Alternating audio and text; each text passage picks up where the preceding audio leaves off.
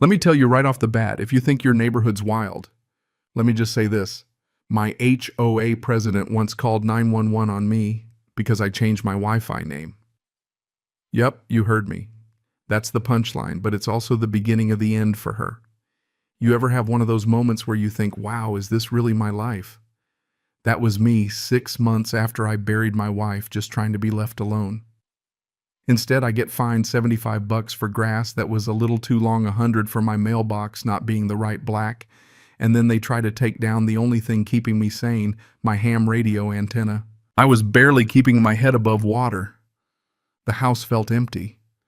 Sarah's mug still sitting on the counter half full some mornings because I couldn't bring myself to finish it.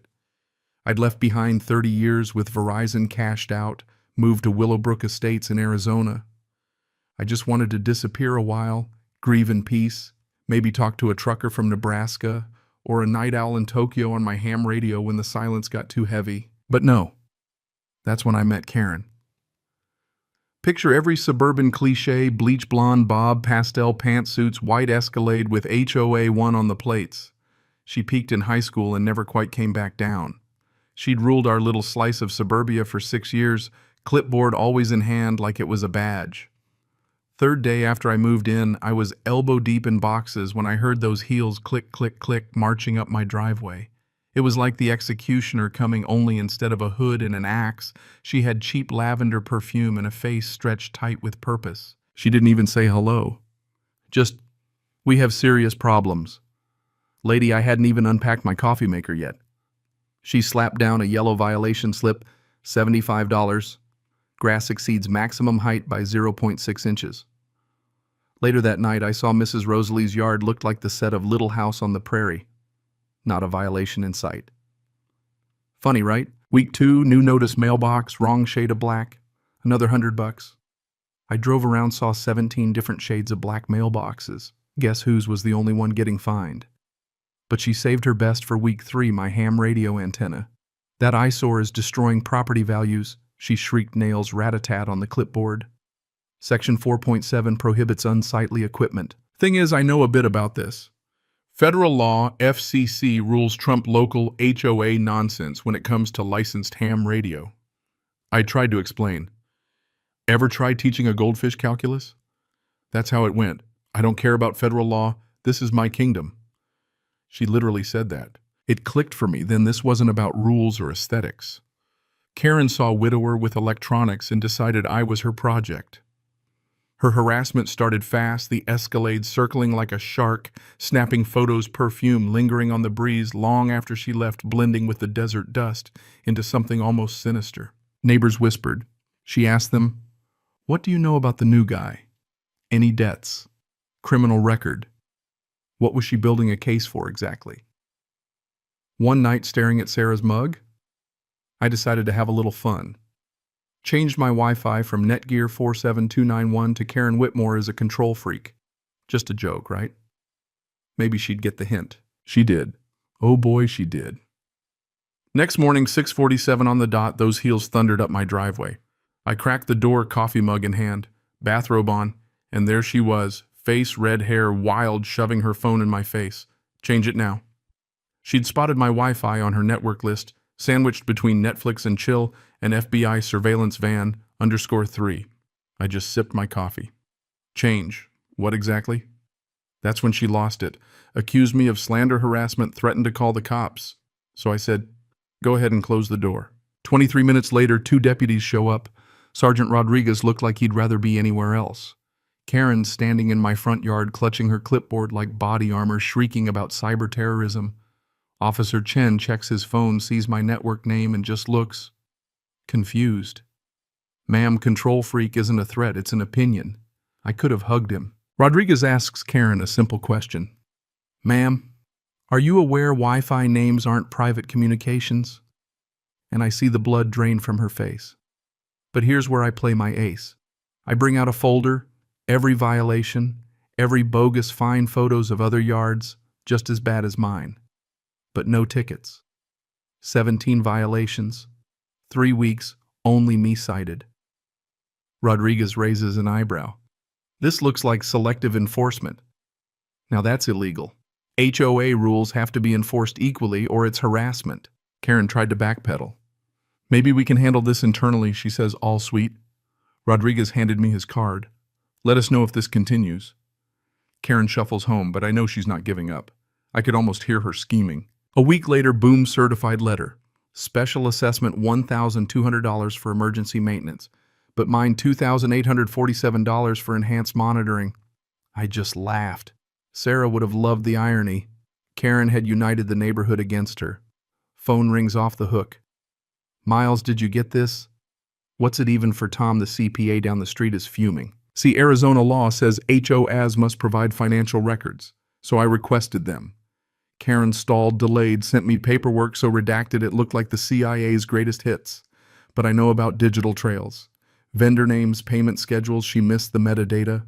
Whitmore Property Solutions, $15,000 for landscape consulting. Guess who owns that company? And guess whose property got a new irrigation system last year? I pull Tom into this. He's good with numbers. We find a pattern every time there's an assessment. Karen's property gets a facelift. Landscaping, new wall, whatever. She's funneling HOA money to herself. Classic embezzlement. But Karen fights back. Starts a whisper campaign. What do you know about Miles? He's unstable. Why'd he move here? Mrs. Rosalie tells her off. Tom laughs in her face. But Karen goes bigger, emergency board meeting to remove me for disruptive behavior. She hands out trumped-up charges like Halloween candy. But she got sloppy, and that's when Mike gets involved. Retired Phoenix detective, sharp as ever. Mike and I dig deeper insurance records, bank statements. Karen's double billing, filing claims for the same repairs with insurance and the HOA. That's federal wire fraud, insurance fraud, the works. Mike connects me with Agent Martinez at the FBI. Karen, meanwhile, is spiraling. She's vandalizing my property in the middle of the night, caught on camera, cuts my antenna, sprays criminal on my mailbox. Then she files a fake police report, claims I threatened her at the grocery store while I was at the dentist, Novocaine still in my mouth. She gets her treasurer to back up the lie, perjury, another felony. I keep documenting, keep forwarding it all to the FBI. Then Karen tries to bribe me, literally slides an envelope of cash across her console. Let's let sleeping dogs lie. On video. Obstruction of justice. Finally, the day of the community meeting arrives. Martinez is there, agents at the back, local cops by the doors. Karen struts in, clipboard and all, like nothing's happened. I run through the evidence, payments, photos, bank records. Neighbors start connecting the dots, voices rising. Mrs. Rosalie calls Karen out. I couldn't afford groceries because of your fake emergencies. Tom, CPA, lists the thefts plain and simple. The room's boiling. That's when Agent Martinez steps forward. There's no reasonable explanation for systematic embezzlement. She reads out the charges: mail fraud, wire fraud, tax evasion, conspiracy. Karen collapses, sobbing. Please, I have children. I made mistakes. But Mike, our detective, he just shakes his head. You stole from us. That's all there is to it. Karen gets led out in handcuffs, mascara running her Escalade, hooked up to a tow truck outside, vanity plate and all. 6 months later, I'm sitting in my kitchen, sun coming up, Sarah's mug warm in my hands, not with grief this time, but something closer to pride. Karen's in federal prison. The restitution she owes is being split among all 3 HOAs she stole from. Deborah Finch, her treasurer, flipped and took a lighter sentence. Jerry Walsh, the other board member, is banned for life from ever serving on an HOA again. But that's not the victory I'm talking about. The real win. The neighborhood changed. Now every expense over $500 needs a vote. Financial reports go online, an independent auditor checks the books. Mrs. Rosalie's the new treasurer. Nobody's sneaking anything past her. Tom runs the finance committee. Mike heads a watchdog group so nobody like Karen ever gets a foothold again. Even the FBI uses our case to train agents on how to unravel HOA scams. We planted a community garden where Karen's cameras used to be. The vegetables go to the food bank. We have Transparency Day every October, neighbors learning how to spot fraud, kids running around, barbecue smoke in the air. Folks from other states ask for help with their own HOA nightmares. Turns out Karens are everywhere. And me. My Wi-Fi name is Justice Served. The lesson. If you're ever targeted by a petty tyrant, document everything, stand your ground, and don't let anyone tell you you're powerless. Because sometimes the best revenge isn't loud.